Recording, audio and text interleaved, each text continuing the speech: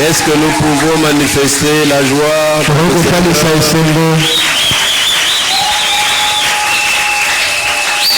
Nous pouvons nous saluer.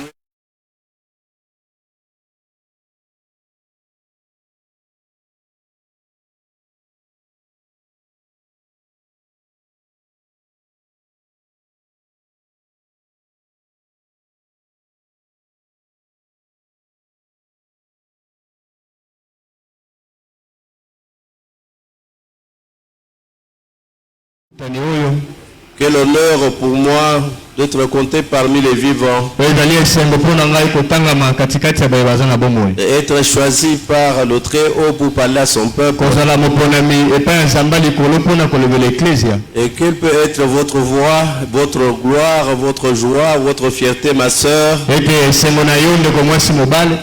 d'être aujourd'hui distingué, invité de Dieu. Que Dieu vous bénisse. Il vous donne la sagesse, vous donne l'intelligence. Que Dieu vous protège. Vous ayez une bonne santé. Au nom de Jésus. Les bénédictions tout droit au révérend pasteur Clément, le pasteur de l'église. Je bénis l'homme de Dieu, le révérend Ferdinand, l'administrateur du centre évangélique de Badar. Je bénis le révérend pasteur Jean Yambayamba. Que Dieu lui donne une bonne santé. Que Dieu bénisse le révérend apôtre Albert Kalonji. Il bénisse le révérend pasteur Floribert Tchouza. Je pense à Michel en Équateur. Je pense à tous ceux qui servent Dieu. Hommes et femmes, jeunes et vieux, dans tous les services et ministères. Dieu vous bénit. Acclamons pour le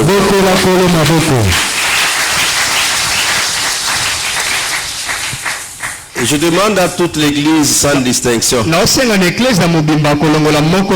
Tous ces samedis, tout celui qui se reconnaît membre du centre évangélique de Badara visite 5 autres membres.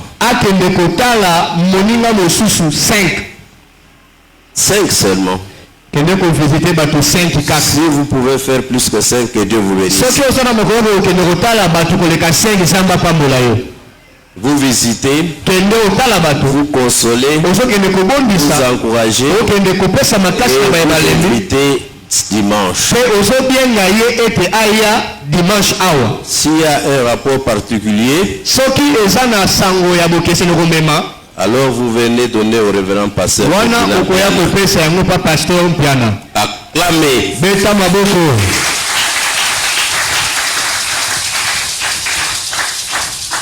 Nous avançons toujours avec notre thème. La prière modèle. Qui a retenu quelque chose? Qui a retenu quelque chose? Qui peut parler dans une phrase? La prière modèle. Les disciples disent au Seigneur Jésus, enseigne-nous à prier. Ceux qu'ils avaient senti un besoin,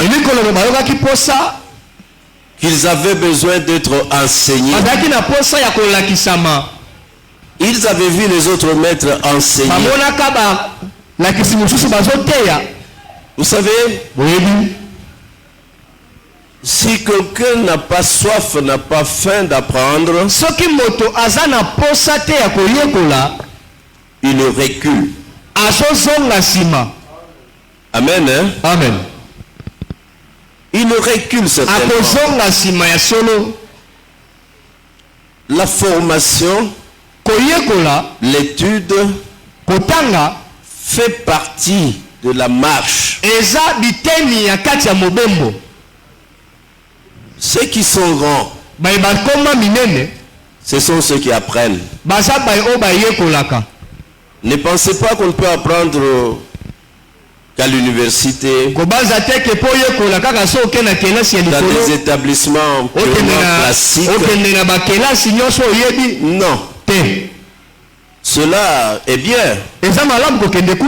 Mais apprendre, c'est avoir la soif de connaître. Que Dieu bénisse sa parole. Que Dieu bénisse Maman Véro. Alors quand vous devenez comme un malade qui a la nausée pour apprendre,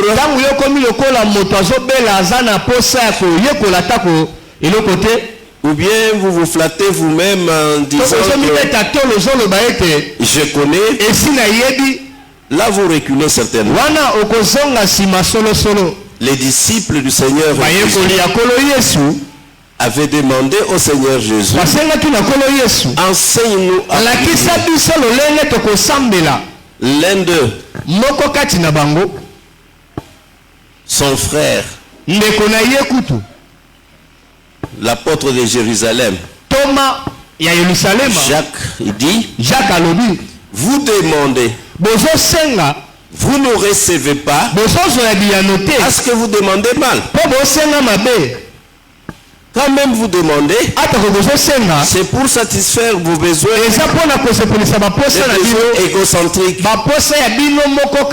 les besoins égoïstes. C'est par orgueil, jalousie, ou par autre défaut que vous demandez. Or, notre Dieu aime bien qu'on lui demande. Laisse-moi vous dire, tout parent responsable se sent bien reconnu par ses enfants si ses enfants lui demandent. Quand l'enfant demande, c'est comme s'il responsabilise les parents. Jésus dit, tout ce que vous demanderez au Père en mon nom, vous le demandez en priant. Croyez que vous avez reçu et vous verrez cela s'accomplir. La base, le fondement, c'est la foi. Mais à qui avait demandé à Jésus pour qu'il leur enseigne à prier? C'est des croyants, des grands croyants, des fidèles croyants, des serviteurs croyants. Et j'ai écouté à plusieurs reprises les croyants dire, oh, j'ai prié, je suis fatigué de prier. Des autres même qui vont dire, oh, le diable donne vite un coup, une flamme. Avec Dieu ça traîne. Non. D'ailleurs, c'est bon et grand Dieu donne quand même on n'a pas prié. Mais c'est lui qui donne, qui fait le bien quand même on n'a pas demandé. Comment il peut résister si son fils, sa fille lui demande? Amen, amen, amen, amen. Priez Dieu. Mais apprenons à prier. Vous pouvez trouver une entreprise a besoin de travailleurs. On affiche offre d'emploi. Mais on ne va pas engager tout le monde. On ne va pas engager n'importe qui. Le besoin est là. Mais on donne des conditions. Il y a même certaines sociétés qui appellent les gens, venez prendre ceci, venez prendre cela. C'est gratuit. Mais on donne des conditions. Même Dieu, il est beau, il est fidèle, il est puissant, il est riche, il est éternel, il est juste, et il pose des conditions. Amen. Amen. Il faut que tout d'abord reconnaître qu'il est Père. Comme il y a beaucoup de pères, notre Père qui est au ciel, très haut, il a un nom. Que ce nom soit sanctifié et mis à part, respecté.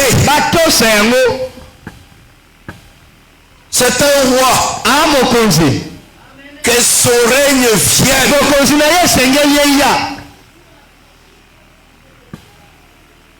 Il a sa volonté. Tout souverain voudra que ce sujet applique sa volonté. Que ta volonté soit faite sur la terre.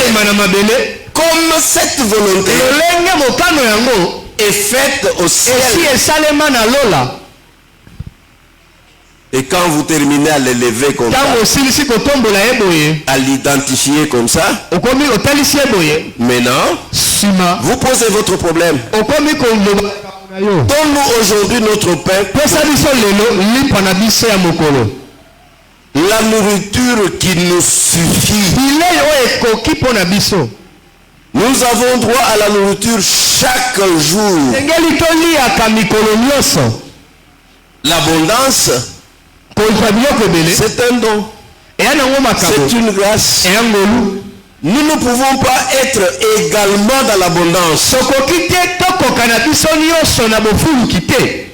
Il y en a qui auront beaucoup. C'est très riche. Et il y en a qui auront ce qui est suffisant pour survivre. Amen, amen, amen. Amen. C'est là où nous sommes. Donne-nous notre pain quotidien. Il se retrouve devant une foule affamée. Ses disciples prodiguent des conseils. Oh Seigneur, déjà le soir nous pouvons les congédier. Faites-les asseoir. Avec le pain qu'il y avait, avec les poissons qu'il y avait, il prit son père et il distribue. J'ai beaucoup aimé l'homme de Dieu, le révérend Dieu merci, au courant de la semaine. Le miracle de multiplication, nous le vivons tous les jours, mais sans nous apercevoir. Ce n'est pas que, comme dans la magie, où vous avez une unité, vous faites des ça devient deux unités. Chez Dieu, il y a quelque chose qui existe déjà. Et vous commencez à vous en servir.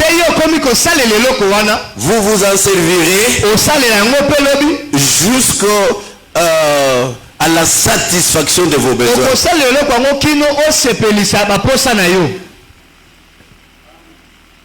Qui a compris ce que je dis? Que Dieu bénisse le révérend pasteur Félix. Comment le miracle s'était opéré cette fois-là? Plus on distribue,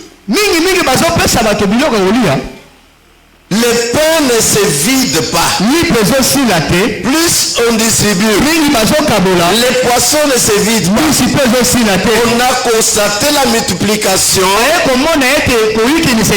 lorsque le besoin était. Amen. Amen. Vous pouvez ne pas avoir des millions. Mais votre famille mange, boit, s'habille, étudie, est soigné, est logé. Amen, amen, amen, amen. Amen, amen. Que Dieu bénisse sa parole. Voyons encore aujourd'hui une condition. Nous parlions des conditions qui ne concernent que Dieu. Depuis la semaine passée, nous abordons maintenant les conditions qui nous concernent. Donne-nous aujourd'hui la nourriture qui nous convient. Vous savez, le roi David avait dit, tous sont vivants.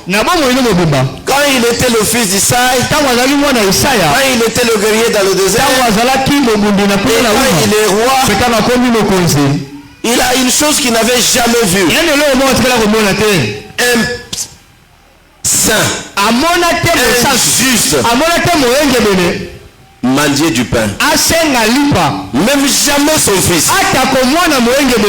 Bien aimé, si nous avons confiance en Dieu, les choses que je vous dis, ce sont les choses que moi je vis.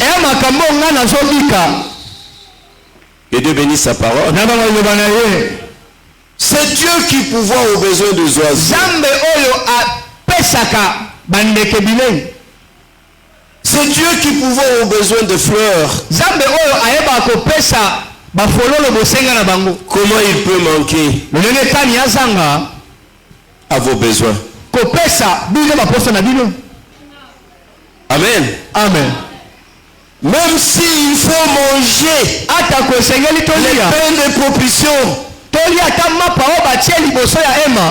qui sont interdits, si ce n'est qu'au sacrificateur, et sacrificateur purifié, ce qu'il avait fait pour David, il le fera pour vous, parce qu'il est juste. Ce qui est important, il faut éprouver un besoin réel, un besoin pressant, et porter ce besoin-là à Dieu.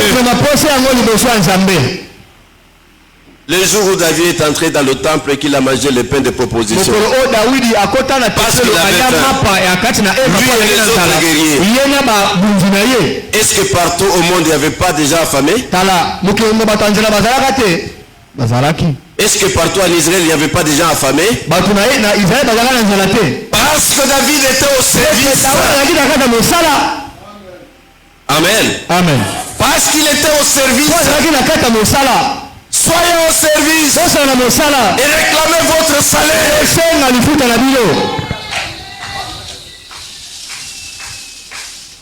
Lisons la Bible. Nous sommes toujours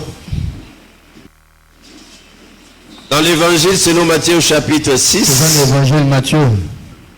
Cette fois nous allons lire deux versets. Le verset 12e et le verset 15e. Pardonne-nous nos offenses, comme nous aussi, nous pardonnons à ceux qui nous ont offensés. 15. Mais si vous ne pardonnez pas aux hommes, votre Père ne vous pardonnera pas non plus vos offenses. Maintenant, serait bien les points. Nous allons lire 14 versets de suite. Nous sommes en Matthieu 18. Nous commençons au verset 21e jusqu'au verset 35e. Le verset 21 dit ceci. Alors Pierre s'approcha de lui et dit, Seigneur, combien de fois pardonnerai-je à mon frère lorsqu'il péchera contre moi? Serait-ce jusqu'à 7 fois? Jésus lui dit, je ne te dis pas jusqu'à 7 fois, mais jusqu'à 70 fois 7 fois. Je disais jusqu'à 70 fois 7 fois.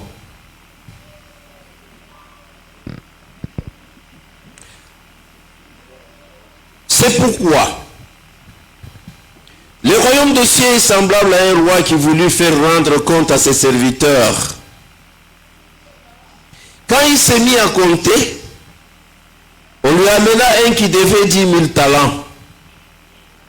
Comme il n'avait pas de quoi payer, son maître ordonna qu'il fût vendu, lui, sa femme, ses enfants et tout ce qu'il avait, et que la dette fût acquittée. Le serviteur, se jetant à terre, se prosterna devant lui et dit, « Seigneur, aie pitié envers moi, et je te paierai tout. » Ému de compassion, le maître de ce serviteur le laissa aller et lui remit la dette. Après qu'il fût sorti, ce serviteur rencontra un de ses compagnons qui lui devait 100 deniers. Il le saisit et l'étranglait en disant, « Paye ce que tu me dois. » Son compagnon, se jetant à terre, le suppliait, disant, « Aie patience envers moi et je te paierai. » Mais l'autre ne voulut pas, et il alla le jeter en prison jusqu'à ce qu'il ait payé ce qu'il devait. Ses compagnons, ayant vu ce qui était arrivé, furent profondément attristés, et ils allèrent raconter à leur maître tout ce qu'il s'était passé. Alors le maître fit appeler ses serviteurs et lui dit, « Méchant serviteur, je t'avais remis en entier ta dette parce que tu m'en avais supplié. Ne devais-tu pas aussi avoir pitié de ton compagnon, comme j'ai eu pitié de toi? » Et son maître, irrité, le livra au bourreau jusqu'à ce qu'il ait payé tout ce qu'il devait. C'est ainsi que mon Père Céleste vous traitera, si chacun de vous ne pardonne à son frère tout son cœur. Pouvons nous asseoir? Acclamez! Acclamez!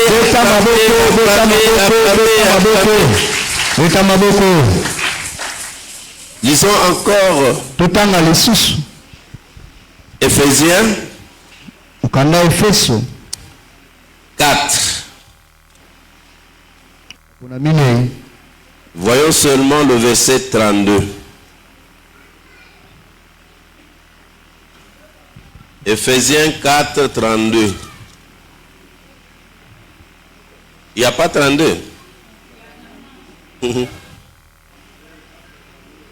Soyez bons les uns envers les autres, compatissants, vous pardonnant réciproquement, comme Dieu vous a pardonné en Christ. Lisons 1er Jean, chapitre 1er, le 9e verset. Si nous confessons nos péchés, il est fidèle et juste pour nous les pardonner et pour nous purifier de toute iniquité. On peut terminer avec Psaume 32. Psaume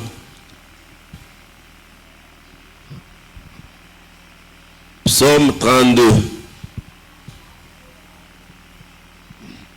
Le 2e verset dit ceci. Heureux l'homme à qui l'Éternel n'impute pas d'iniquité et dans l'esprit duquel il n'y a point de fraude. Acclamez. Soyez dans la joie. Soyez dans la joie. Que Dieu vous bénisse. Que le Très-Haut vous bénisse. Vous bénisse encore.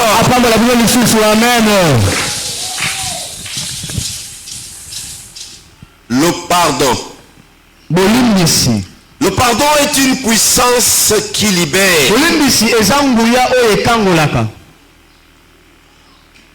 Il y a beaucoup de chrétiens qui croient jusqu'à la résurrection des morts, qui croient à tous les miracles authentiques ou falsifiés, mais qui ont difficile à croire au pardon. Soit pour remettre, pardonner, soit pour demander le pardon. Lorsque celui qui est fauché, il est difficile à demander pardon, parce que ça demande l'humilité. Lorsque celui qui a fauché,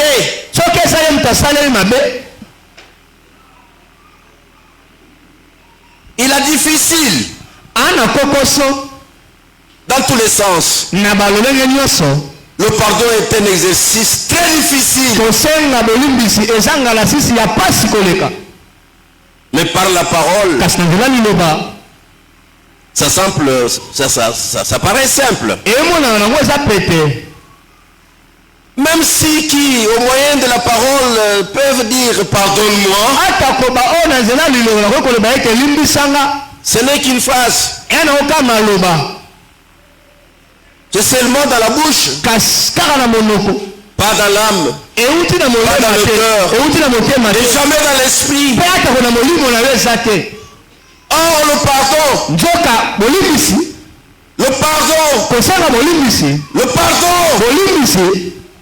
c'est l'arme des forts. Je connais un jeune trafiquant des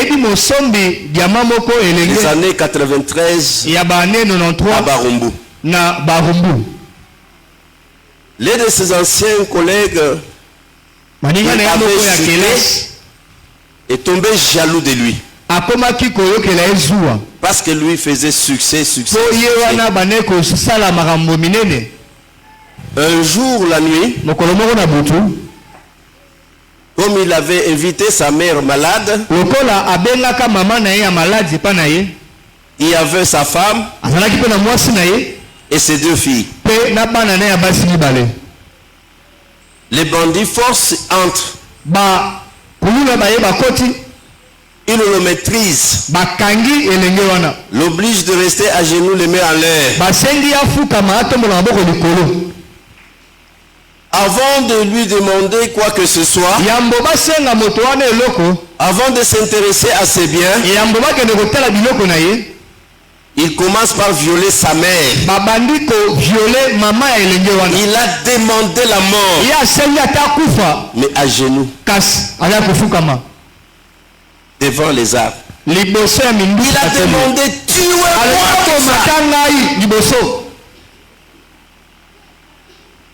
Quel malheur. Vivre comment on viole votre mère. Ils ont violé sa femme. Sa femme a demandé qu'on la tue.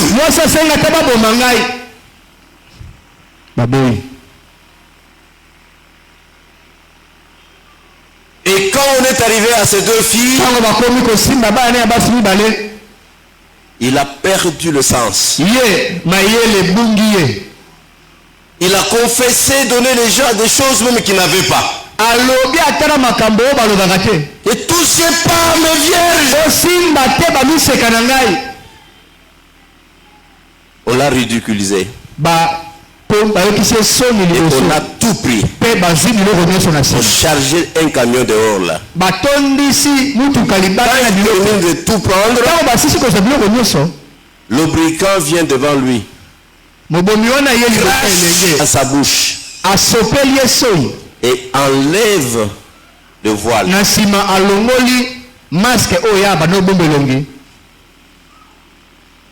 L'homme a reconnu le brigand. le brigand lui dit, je n'ai pas peur de toi, tu ne feras rien. Lui a coupé l'oreille, lui a crevé l'œil, lui a brisé le bras. Et puis ils sont partis.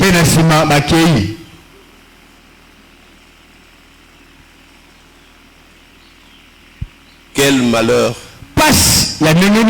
Quel malheur. Quel malheur. Nous pouvons nous demander chacun.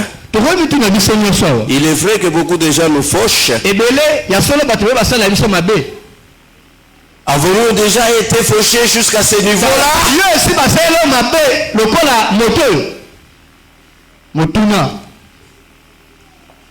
Et le brigand est parti avec son équipe.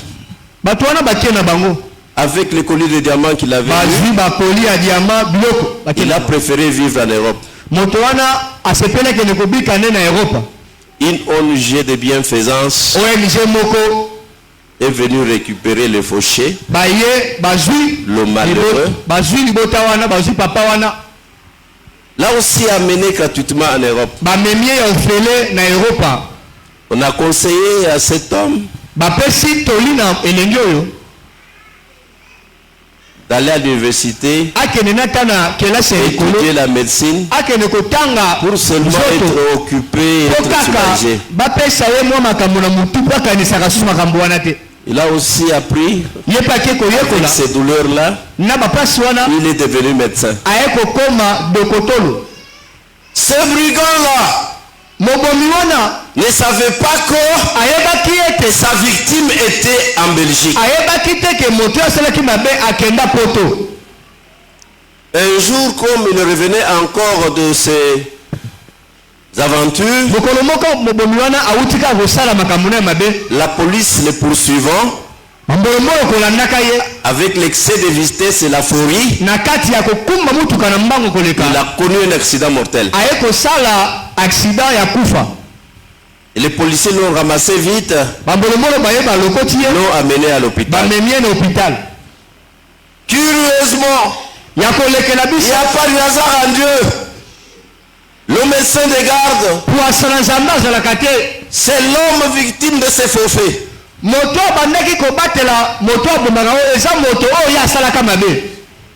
Et le médecin, quand il s'approche, vite les remarque que c'est lui. Toutes les pensées venues dans la tête, toutes les pensées. Je vous pose la question. Vous êtes médecin. On amène quelqu'un accidenté. D'ailleurs, qui s'est évanoui. L'homme qui t'avait fait tout ça. Qu'est-ce que tu peux faire?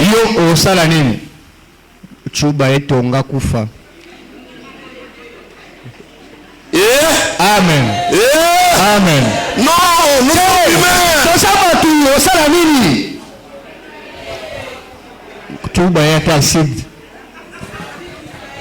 Deux policiers ont élu des missiles à son chevet, au chevet du brigand. Le médecin, maintenant, pour s'assurer de la survie de cet homme-là, a quitté son bureau.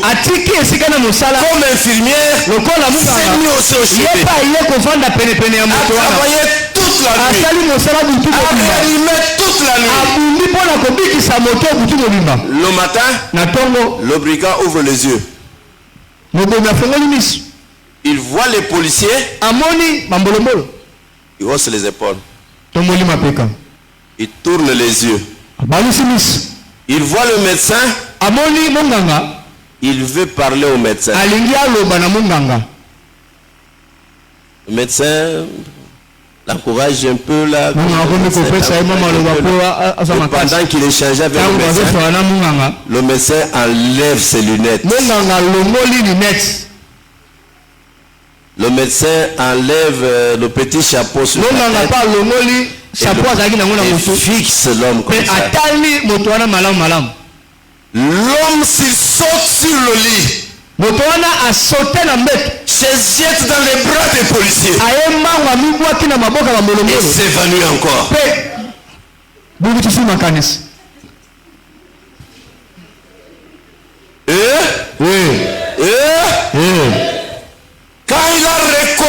médecin. L'œil crevé. Une papillon d'oreille coupé.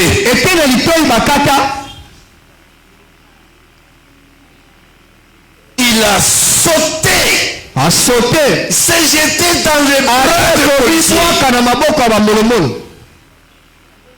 Il a compris que la prison est bonne et la présence de cet homme.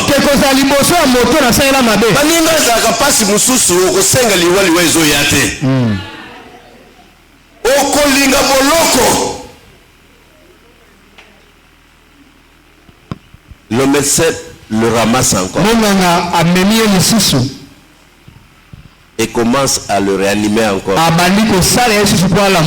Et comme il revenait, non, ne te fais pas beaucoup de peine. Moi, je t'ai déjà pardonné. Je t'ai déjà pardonné. Nous aussi, nous avons pardonné ceux qui nous ont offensés. C'est que vous demandez que Dieu vous pardonne aujourd'hui à l'instant de la prière, parce que vous avez déjà pardonné. Comprenez pourquoi la plupart de nos prières sont des échecs. Nous voulons blanchir des tombeaux. À l'intérieur, ce sont des ossements pourris. Pardonnez. Ce n'est pas facile. Et celui qui pardonne est le champion de la foi.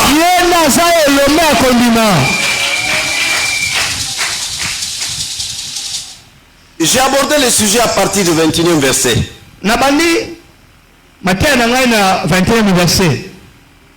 Matthieu 18. Matthieu 18.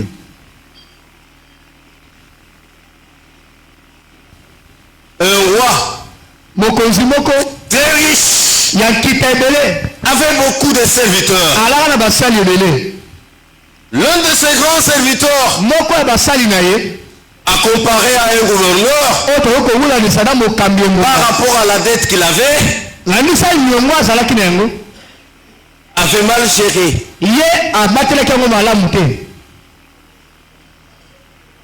Mais comme il avait ordonné le compte de ses biens, après l'audit,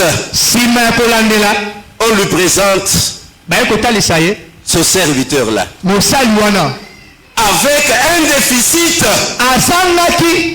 de 6 000 talents. 6 000 talents. Dans le langage hébreu, dans le langage biblique, 6 000. C'est une erreur. 10 000 talents. 10 000, ça veut dire beaucoup plus. Là, on dit 10 000. Ça veut dire beaucoup plus. La dette que cet homme-là avait, beaucoup. Le roi décide qu'on vende l'homme, qu'on vende sa femme, qu'on vende ses enfants, qu'on vende tous ses biens, jusqu'à ce que il épure sa dette, tout en restant en prison. L'homme s'est agenouillé. L'homme a pleuré. L'homme a demandé pardon.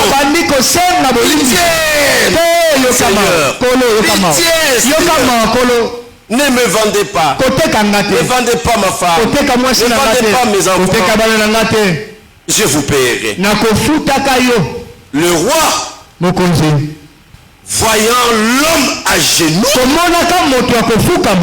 le roi, écoutant les supplications, fut touché,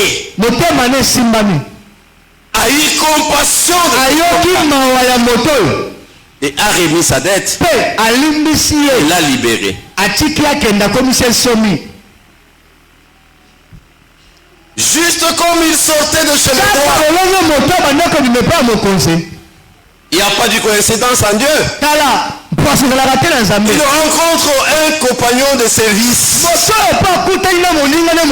Un autre serviteur du même roi.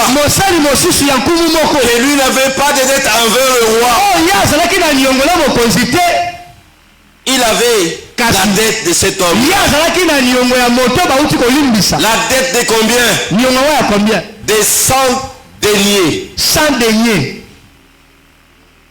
Arrêtez-vous un peu, je vais vous faire des calculs. J'aurais aimé avoir un tableau ici. Une dette de 100 deniers. Comparé à une dette de 10 000 talents. Un seul talent vaut 6 000 deniers.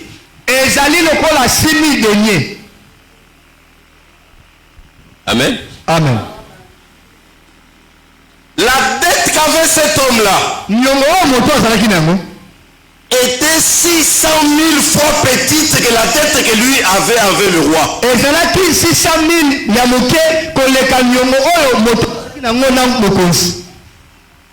Il fallait multiplier cette dette-là par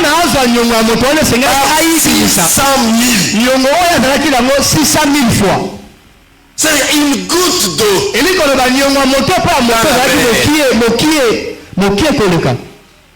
Il s'est saisi de ce compagnon. Il commence à rosser ce compagnon.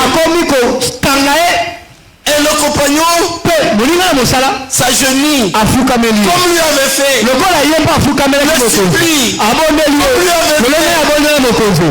Je ferai des efforts pour payer. La dette était possible. Parce qu'un denier, c'était l'équivalent d'un seul jour pour du travail. Pour un journalier agricole. 100 deniers. Quand j'ai fait des études, c'était comme une dette de $600. Et la dette qu'avait cet homme-là envers le roi, une dette d'environ 60 millions de dollars. Lui, il demande pardon. Il reçoit pardon avec compassion. Mais à son tour, les mêmes gestes, les mêmes paroles, pour une somme dérisoire, lui-même tabasse, met en prison, il n'écoute pas. Il y a des gens qui n'ont pas de cœur. Pas de cœur de chair. Qu'à la place d'un cœur de chair, ils ont soit un morceau de bois, ou bien ils ont, je ne sais pas, une pierre. À la place du cœur.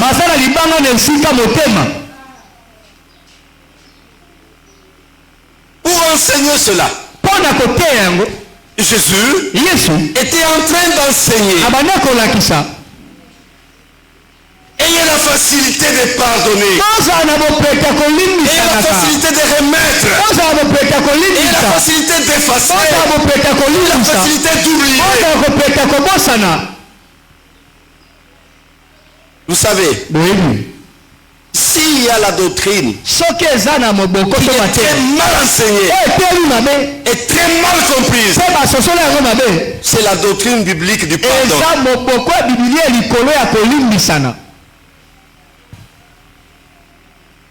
Moi et l'ancien Joseph, nous nous querellons. Moi je le gifle et je l'insulte. Selon l'enseignement chrétien, l'enseignement de Jésus,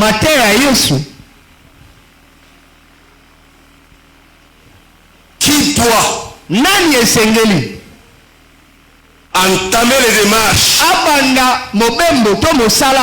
pour notre réconciliation.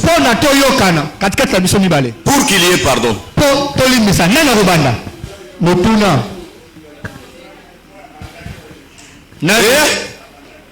Nani Mama lobi moto babeti nani alobi lisusu ozaki mbata. Je dis bien tobandeli motuna qui va commencer à katikati ya bato mibale nani akobanda koya pa moninga mpona kosenga bolimbisi abetaki acclamer beta maboko kikava kalibwine Kristo bushilagana ni binzambi byose sika kozala mokristo ekesaina kozala na bekristo nyonso nzambi yose ijilobeshe muno wambiamu banzambe nyonso batera lelenge bino bozoloba wana wewe ulimwenze bibi yo mutu osali mabe kalomba ulimwenze le bibi lusa ene kosenga moto osali mabe mukelele Yesu kasi kolo Yesu wamana akolo babo eyokani c'est là ezande awa nde makambo ezali c'est là awa nde makambo ezali c'est là la différence awa nde bokeseni ezali c'est l'homme fauché eza moto babeti mbata la victime oyo amoni pasi qui amorce le démarche esengeli aya pour se réconcilier aya koyokana avec celui na moto oyo fauché oyo abetaki mbata. Pourquoi? Bonanini. C'est lui qui a tapé. C'est lui qui a insulté. Et tombé. Il est au fond de la force. Il n'a pas de possibilité de se relever, arriver à la surface pour venir demander pardon.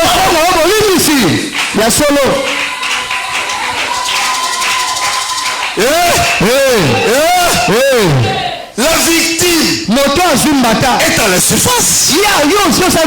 Si la victime est chrétienne, c'est qu'elle a les capacités de se réconcilier pour sauver celui qui est dans les médias. Et toutes les fois que vous avez attendu que celui qui vous a prêché pour vous, il a très peu de chance de s'il venait, c'est un hypocrite.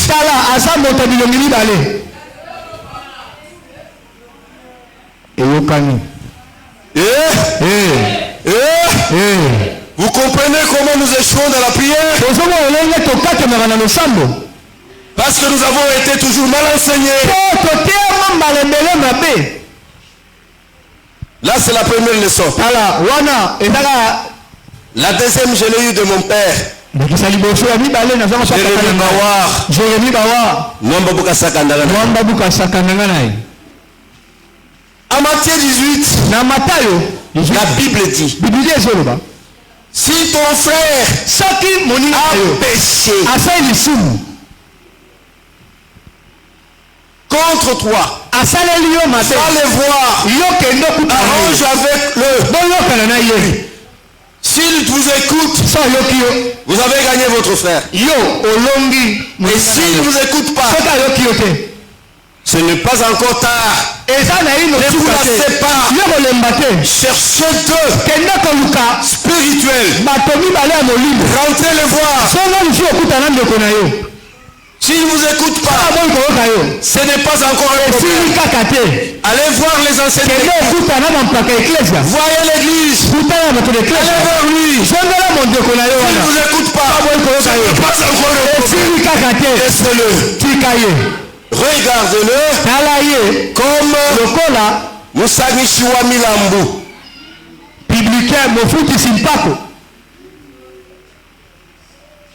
Vous n'êtes pas fâché contre lui, mais seulement vous ne vous mêlez pas de lui. Pourquoi ne pas vous mêler de ses affaires? Parce qu'il peut aussi Vous fauchez. Ce n'est pas que vous gardez une dent contre lui, mais vous l'évitez. Parce que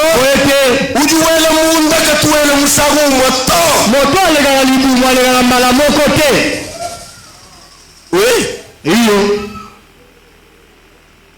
J'aime que vous compreniez ces choses.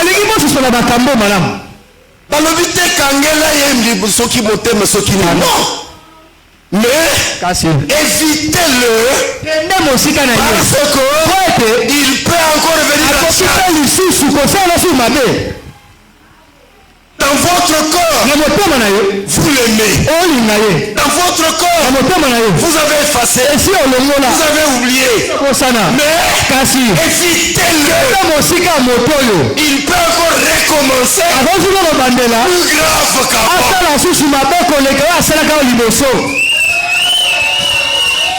Vous voyez cette démarche-là? Allez. Cherchez encore des témoins. Allez. Cherchez les anciens. Allez. Et puis vous pouvez le regarder comme ça. Mon père m'a dit,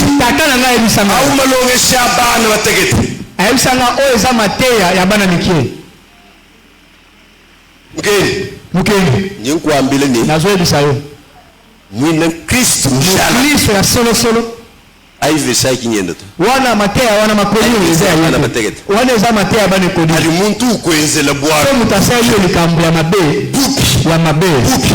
sankunye bwalo tafuna mabe wana tafuna mela nakuha bwalo kene osala ngo diarrhée. Ça c'est l'enseignement de mon père. Wana matea tata na ngai. Vous venez vers lui, vous lui dites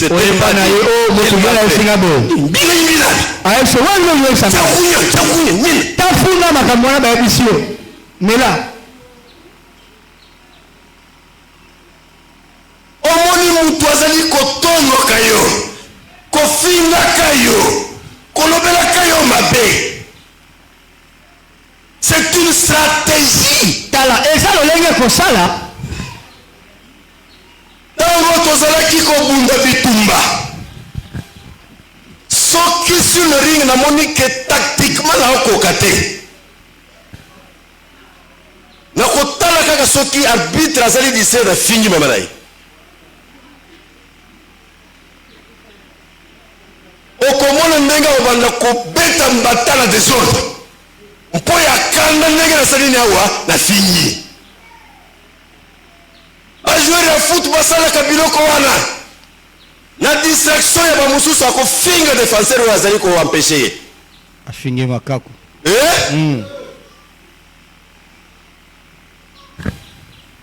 na kanda wana défenseur akoka lisusu kobeta balamu te bandoki nyonso ya famille bandoki église mosala bango ezali kotumbulaka yo potikala na kanda kanda eza molili kanda baange gardien les anges qui ont le ministère pour vous quand ils vous voient furieux ils vous quittent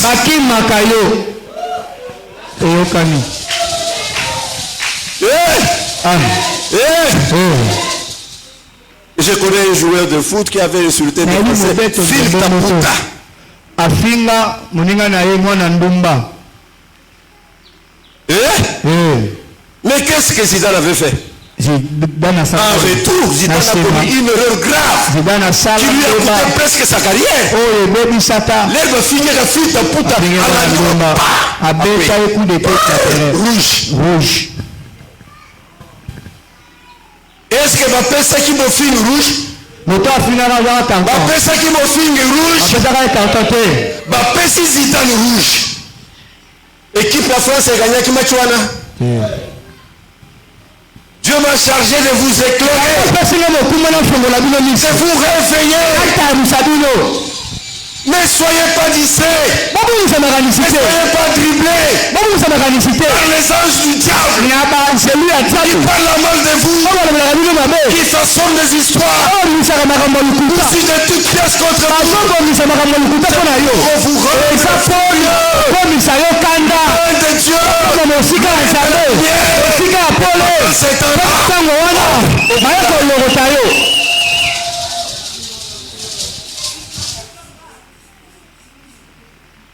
J'avais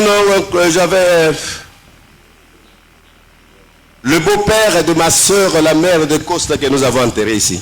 C'était un homme terrible. S'il y a des féticheurs sous la terre, les miracles que vous cherchez, lui, ils en faisaient chaque jour.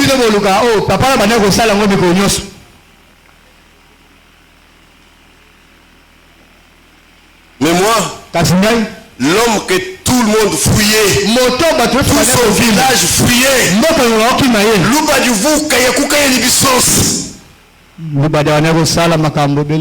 il était capable de faire ceci. Aïe, azumwasi na yo. Osiliki olobisoki ni osalini abonio. Azali kozona basi abana na ye. Nguye ya satana soki elekezo sesa batu ba orgie. Mengai olio na beta ikite avanda ki bukani nyoso. Bukani nyoso. Angulumiye muko. Lena beta yo lokolo ozali bokilo ya buleki nanga na lakisa yo. Après des années, leki nanga na mobali na yo, mwana ya papa wana, na leki ala ndinga mama akosa. Bayeko yebisa ngai, Jean toyeko yebisa likambo. Omoni lokolo vandi na katanda opene na papa. Sango nyoso yo kaka papa bomaka bato bomaka. Azana eloko bokota asala ka po boma mutu. Azali na iloko moko asala ka te po boma mutu. Azana banguya na ye. Banji gariye na ye. Sikoyo soki kaka yo kanisi mabe pona ye. Olobi mabe pona ye. Okangeli ye kanda banji wana babomiyo. Banji na ye baza makasi mutu moko tako kaka bango. Sikoyo soki alingiye moko aboma yo akubanda kotumula yo. Atumuli yo tino siliki. Babomiyo nga l'hôpital boza batu mabe na yo leki na ngai boza mabe. Ça fait 6 ans. Oyonga nazo vivre na papa wana. Oyebi bien que na beta ki yao. Pona nini kala nyoso wana kaka mokoloka kike naza na yeba problème wana oyeko yebisanga to oyeko yebisanga pe 6 ans. C'est que ça bomanga kala. Mokolote la sala kingabo, mokolote la sala kingabo, mokolote la sala kingabo, mokolote la sala kingabo. Bino ebolinga ka losambo te na ote bino losambo. Uyoko kanisa uzo sambe la poso ki na voyage pona mbongo pona libala pona nzoka ndenza mba kotisio losambo pona likamu mususu.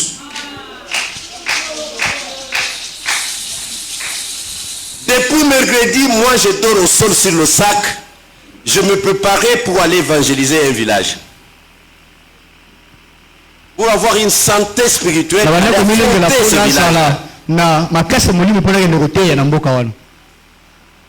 À 10h, 11h. Tout le monde au champ. Vous pouvez rester tout seul. Je sens une onction. Comme un vent dehors. Moi sur mon sac là. Comme un vent qui vient vers ma maison. La porte s'ouvre elle-même. Et quand j'ouvre les yeux, je suis en face de mon beau-père là. Alatika kabi yamba. Rwanda na ya rouge. Apakoli jaune lokola jaune nzoto mobimba na ba rouge. Alatika ka bandelette ya rouge na mutu atieli sala moko ya rouge pe. Na munduki. Leka na moni le temps que na lamuka. Oh!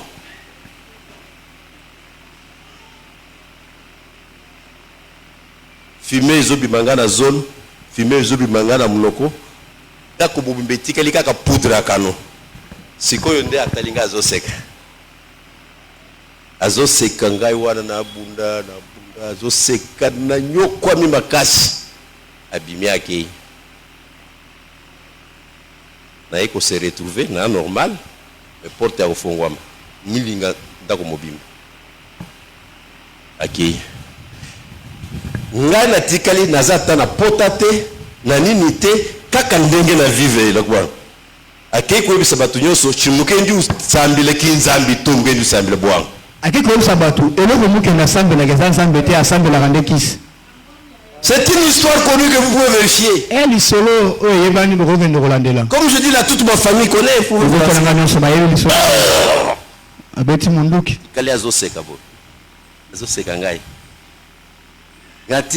On dirait comme un cauchemar, mais cauchemar ya olalité, cauchemar ya ozali ya kumona boy. Douleur passe.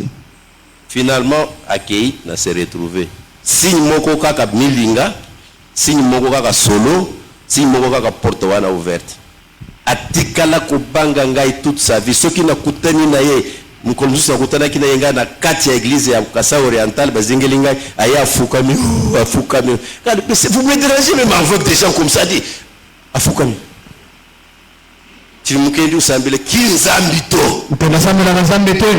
Pourquoi? Parce que moi, même avant qu'on vienne me révéler ça, j'avais cet enseignement.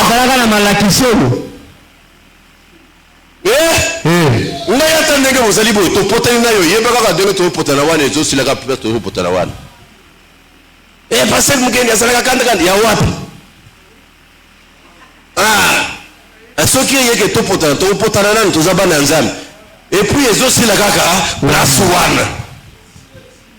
nakokende kolala na yango te dija nzambi dijamba ni we mufika munda chichi chebaka chiji chiji to yule ezolo ba ete soki osiliki kokende kolala na kanda ate alukungulu ngana yo kana liwa akame je vais vous dire une chose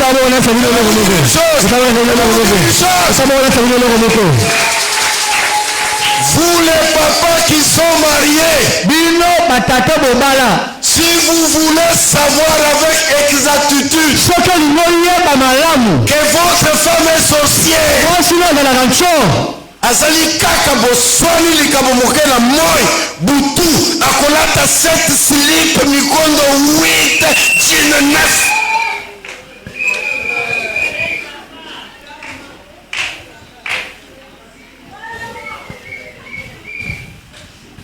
Sikoya tango yo komi kolia wana ale ya bengi bande ko leba camarade bandoki typhoïde, malaria, AVC, nzala, chômage.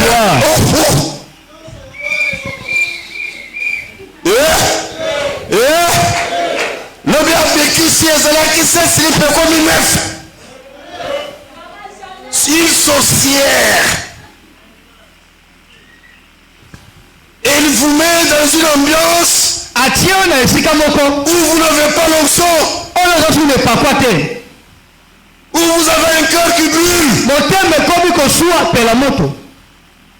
Dans cette ambiance-là, il n'y a pas l'onction de Dieu.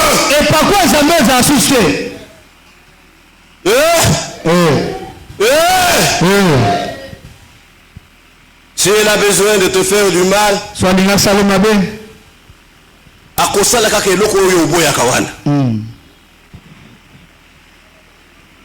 yo tombokeli ye na ndako ye abimi libanda akoloba chiluba te akoloba lingala yango ayebi te yo ngani ezaka nini po bavoisin nyonso bayoka. Pardonne-nous nos offenses comme nous avons déjà pardonné à ceux qui nous ont offensés. Il y a des sortes de pardon. Il y a le pardon judiciaire.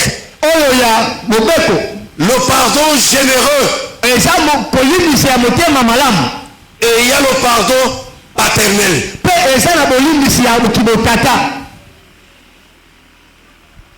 Le pardon judiciaire, c'est celui que Dieu donne selon les principes. Le Le pardon paternel, c'est comme la sanctification objective. C'est le pardon qu'on reçoit parce qu'on a cru à Jésus. On est identifié à Jésus. C'est un pardon automatique. Mais quant au pardon juridique, le pardon généreux, on ne l'obtient de la part de Dieu que lorsque vous êtes capable de pardonner. Parce que vous aussi, vous avez déjà pardonné.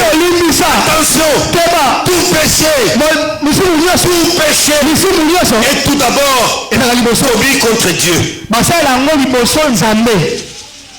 N'importe lequel est tout d'abord contre Dieu. Puis après, il peut être contre vous. Ensuite, il peut être contre vous.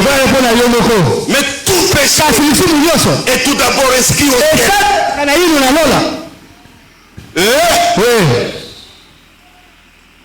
N'allez jamais prier. Même les féticheurs connaissent ce secret. Si vous n'avez pas encore pardonné, Jésus enseigne encore. Vous allez en prière avec une grande offrande. Vous voulez monter à la chair, vous offrir à Dieu l'Esprit Saint de Dieu vous révèle dans votre corps. Vous avez tel cas.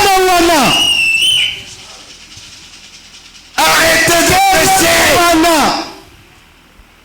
Arrêtez de donner la dîme. Arrêtez de chanter. Arrêtez de louer. Arrêtez d'adorer. Arrêtez de prophétiser. Entrez tout d'abord. Terminez le différent avec votre frère, avec votre soeur. Mais s'il y en a qui ne sont pas en harmonie avec son épouse, ne sont pas en harmonie avec son époux, ne sont pas en harmonie avec ses parents, ses enfants, sa mère, son père, en harmonie, pas toujours avec les voisins, avec le pasteur, les membres de l'église.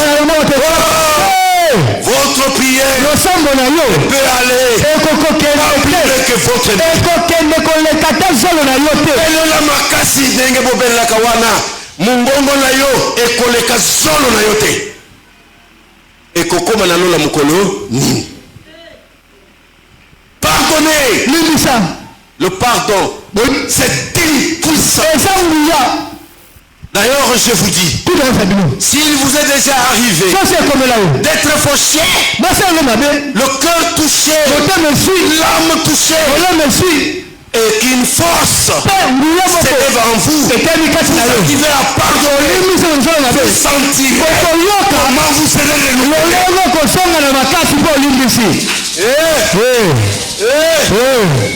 Uju ukwenzele bibi ujuenza mtu muenda. Motosela koma be asande musana yo. We uju sala ni chizi. Yo tika nakanda. Chabolu buli bakwa. Bona ngaba lobeli yo. Usala ni chizi. Tika nakanda. Chabolu buli bakwa. Bona yo seli yo. Kiulirike. Yo no yo koma.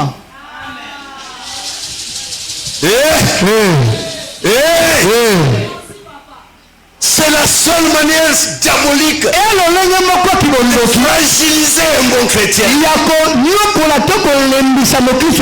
provoque avec le mensonge, on le taquine avec les bobards, avec les rumeurs.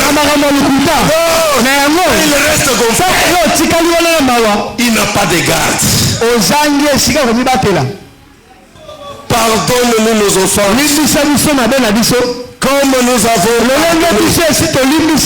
à ceux qui nous ont. Un chrétien Kristo ya solo solo un chrétien fort, Kristo ya makasi un chrétien puissant, Kristo ya nguya un chrétien vainqueur, Kristo ya makasi un chrétien victorieux. Kristo alongaka C'est lui asa oyo qui pardonne alimbisaka et c'est lui qui demande pardon. asa oyo ayeba kosenga bolimbisi. Boyebi ke ko pardonner ezali facile ke ko senga pardon.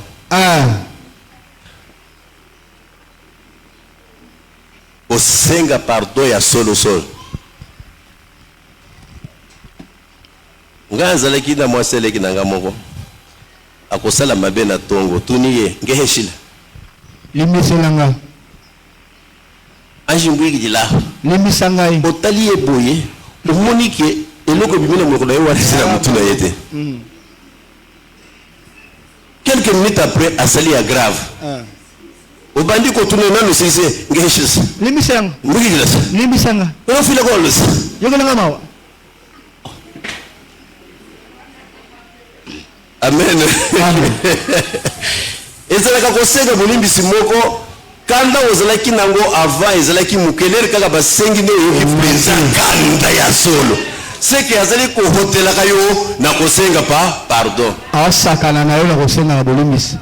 Tout ça ce sont les armes de l'adversaire. Les armes de l'ennemi.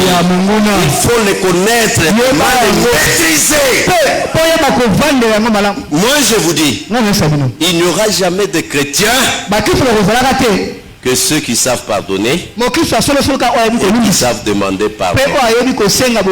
Dans la vie, nous pouvons toujours commettre des erreurs.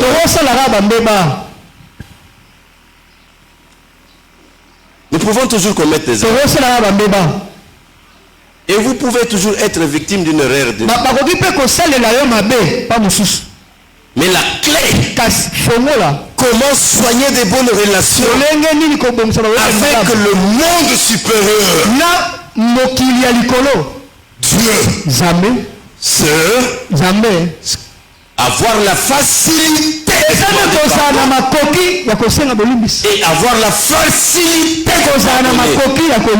Moi je vous dis, et c'est vrai, Dieu m'a fait grâce depuis toujours. J'ai la facilité de pardonner. Ce n'est pas comme mon visage. Mon cœur n'est pas comme mon visage. Amen, amen, amen. Amen. Amen, amen, amen. J'ai dit mon cœur n'est pas comme mon visage. Et si je ne savais pas pardonner, je n'aurais pas réussi toutes ces conquêtes.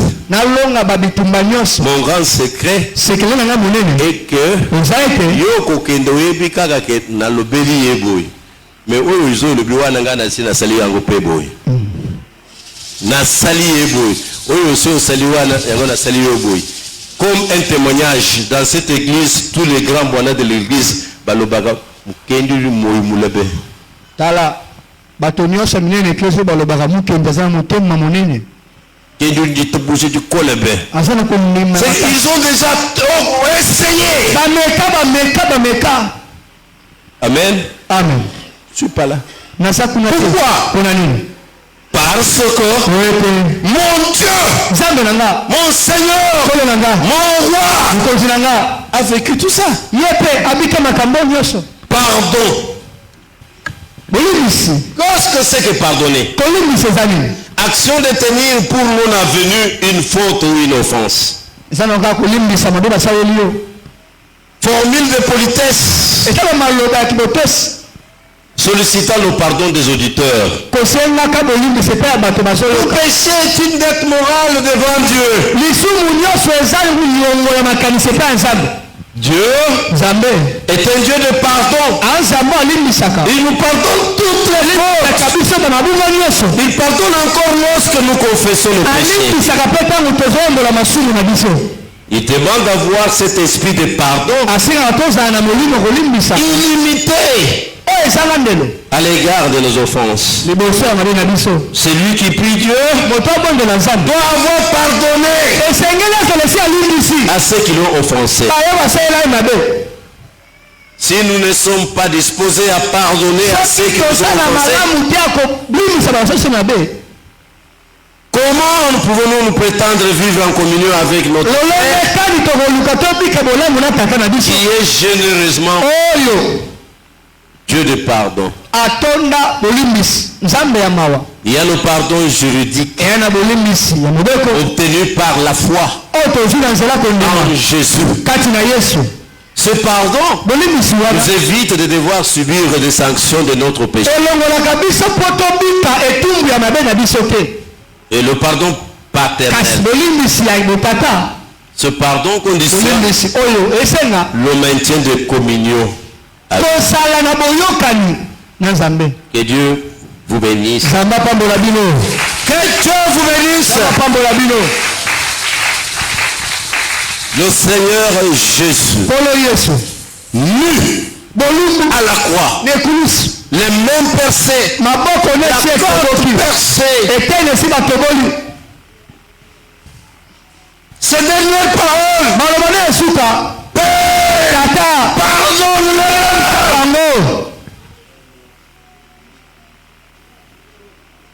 Mais la terre n'avait pas pardonné.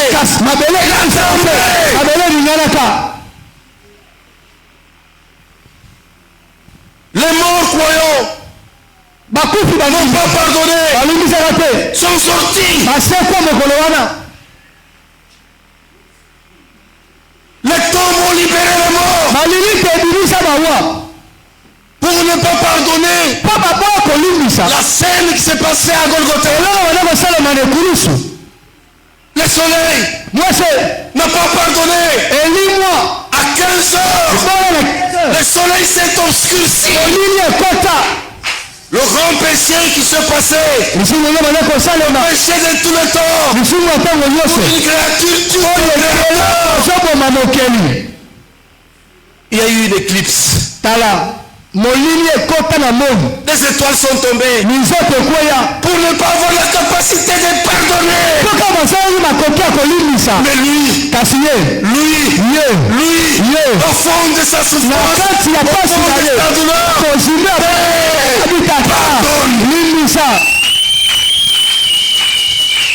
peut-être vous me direz qu'il était Dieu. Mais je connais un homme, Stéphane, Étienne. Ce n'était qu'un diacre de l'Église. Israël avec les pierres dans les mains. On l'a déjà ôté tous les années. Voyez la scène. Voyez ce garçon. On le laisse du devant.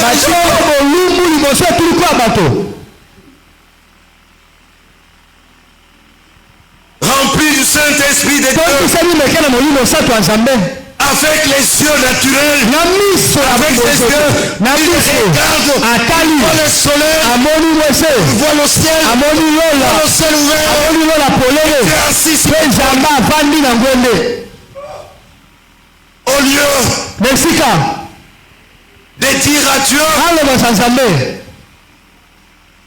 ce que nous avons l'habitude de dire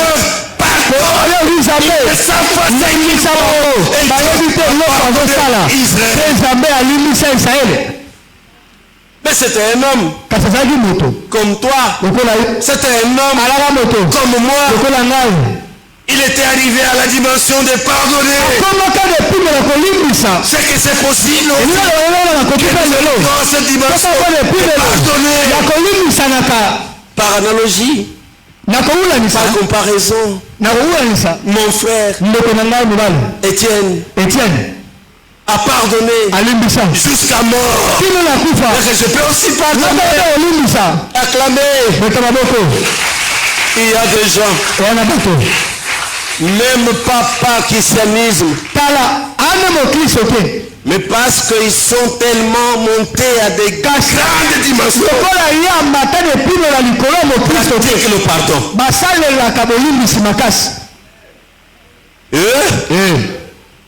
Abraham Lincoln enseigne. Ça. Nous les Américains, quand nous maîtrisons les Noirs, nous les attachons à des chaînes, à des cordes. Et quand un esclave est attaché à la corde, c'est l'autre bout de la corde. Mais l'autre bout de la corde, ils n'ont pas répondu. Ozali kokende kolesa tabanayo. Okangi esinga na kingo. Bu mususu ya singa wana eza wapi? Na maboko na yote. Sikoyo ya batu bazalaki kokanga ngo na maboko te. Soki okangi moumbu singa na kingo ukienda loketo, no pe ifo okanga yango.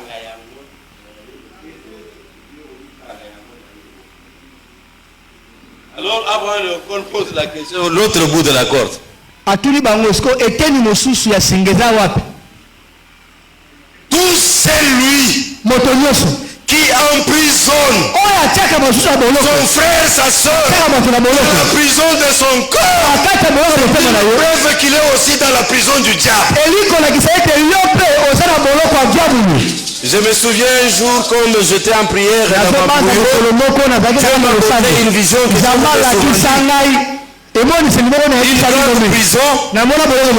où j'ai vu beaucoup de gens membres du centre. Mais il est dans la prison. Mais dans la même prison, il a une cellule à lui. Dans sa cellule, il a ses prisonniers à lui. Comme prisonnier, il est maltraité. Mais comme faiseur des prisonniers, lui maltraite plus. Je vous ai déjà dit ça.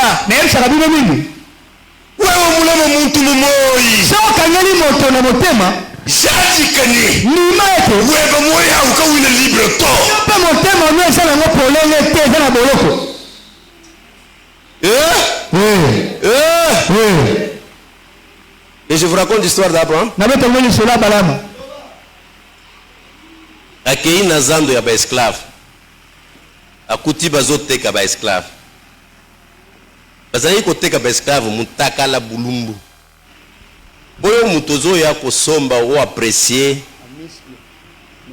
Siko ya kuti bazoteka mwana mwasi. Mutakala nazando. Ayoki mawa. Atomboki tout d'abord. Atulina ni chef ya esclave oyo.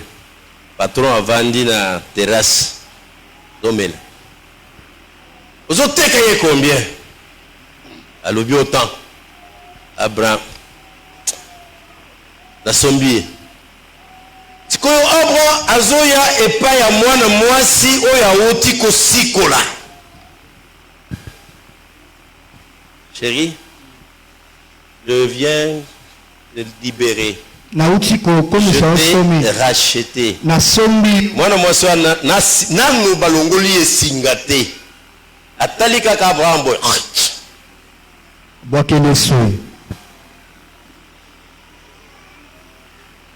C'est une consolation pour ceux qui pleurent.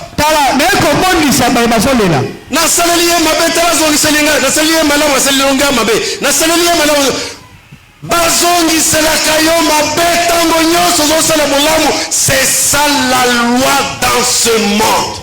Ceux qui ont salé moninga bolamu, asoki sali bolamu afuti yo na mondo yo. Siko mondo eza koya kozwa nini? Tika ba onyoso sala ka bolamu bazo sele yo mabe. Wana tika la kosela bolamu na lola. Amen. Abraham alongoli soy. A tapé mwana mwasi. La tape, je vous ai déjà enseigné la différence entre une tape et une gifle. Hein? On a l'excès bolingo. Au sopelinga soy point. Voilà, moi, ça t'allie na kanda. Alobi. Oya sombiga ya zonyo kolangai, yozo ya kosomba na lisusu. Nasinanga na yebi ndegi ya zonyo kolangai, sikoyo na banda munyoko muso na yebite. Après alobi, ah, tu as raison chérie. Ngai na sombi yo po tikala muumbu na ngai te. Ngai na sombi yo po na sikola yo ozala libre lokola ngai. Ngai na yo tokomi ndenge moko. Mwana mwasi oyo autaki kosopela ye soi afukani.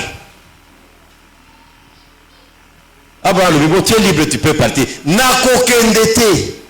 Nakokende lisusu wapi. Soke pa ina yote. Yo mutu osombi na talo oyo mboka na nga na Afrika tabutu mboko te. Akokaki kosikola ngai. Yo sikoli ngai ndeko ya mindele. Nakende lisusu wapi. Ngai na tikali mwonu na yo libela.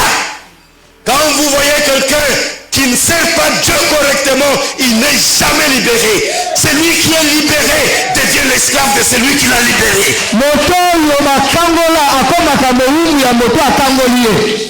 Tout celui qui sauve, automatiquement il devient le maître. Je suis sauvé. Je suis sauvé. Je suis sauvé. Est-ce que vous êtes au service de celui qui vous a sauvé? Alors il ne nous a pas sauvés.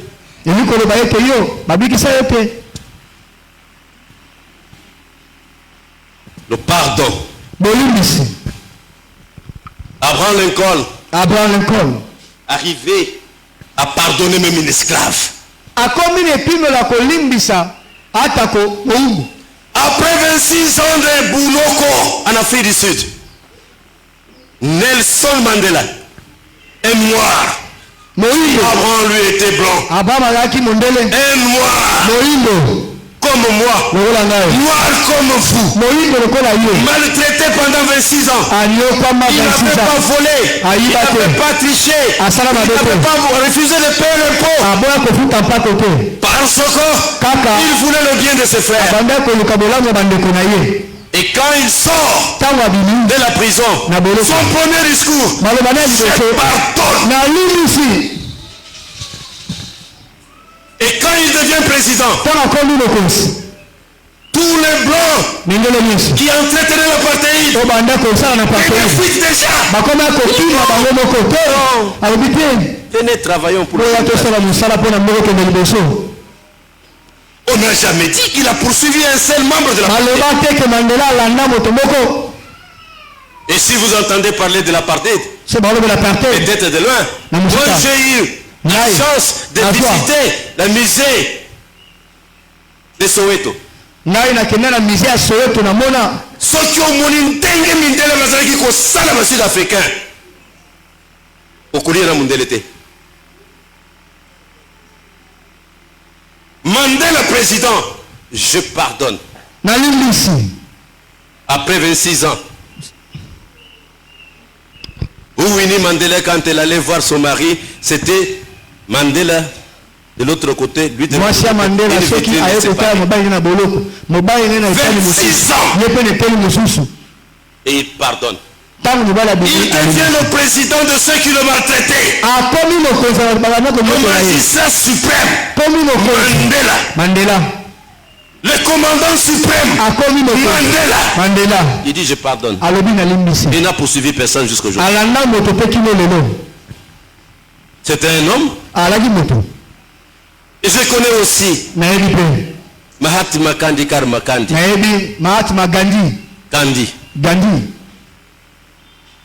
Le leader politique des Indiens. Les Indiens ont souffert devant les Anglais.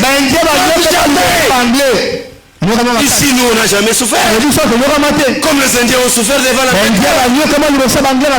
Et quand Gandhi a le pouvoir, je pardonne. Pardonnez. Le pardon est une puissance qui est. Si vous ne savez pas pardonner, vous êtes encore au fond du gouffre. Il y a encore notre frère congolais. Est-ce qui sait que dit Wamulumba? Quand Mobutu le nomme Premier ministre, après ses emprisonnements, son premier discours, je pardonne. Je pardonne. Ce qui fait que nos prières ne sont pas exaucées. Ne sont pas complètement exaucées. C'est que le péché des autres est une barrière entre Dieu et nous. Vous voulez que cette barrière soit enlevée?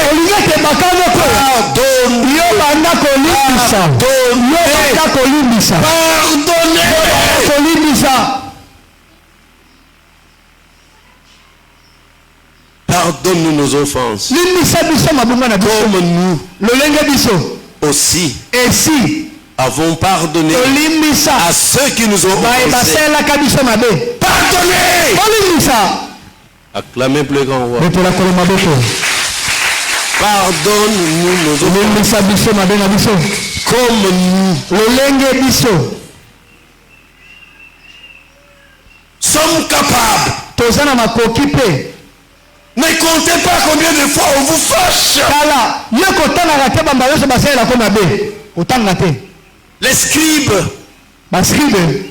les rabbins, en Israël, ils enseignaient.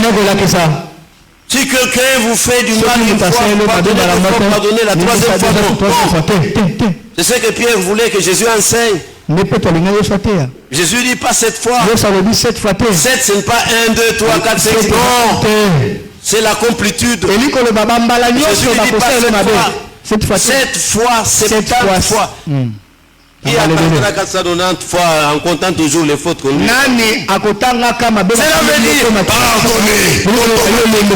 Soyez capable de pardonner. Vous avez la puissance sur les démons.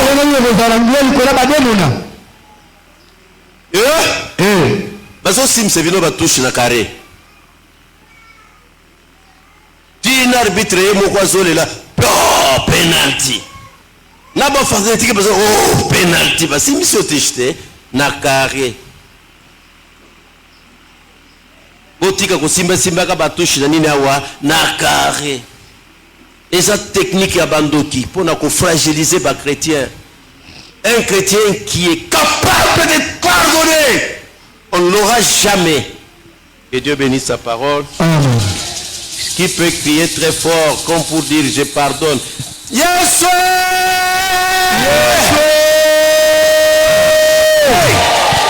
Pardonnez! Pardonnez! Quoi que ce soit.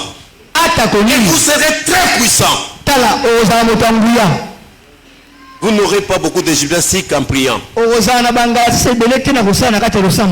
Comme pour dire je pardonne, criez encore autrefois. Yes!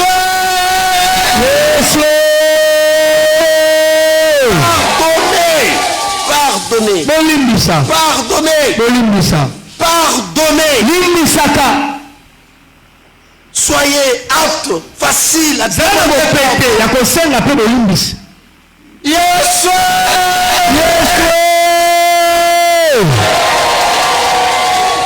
On se retrouve ce dimanche. Ne nous laisse pas nous induire dans les tentations. Amen. Amen. Vous pardonne et qu'il vous bénisse. Régis.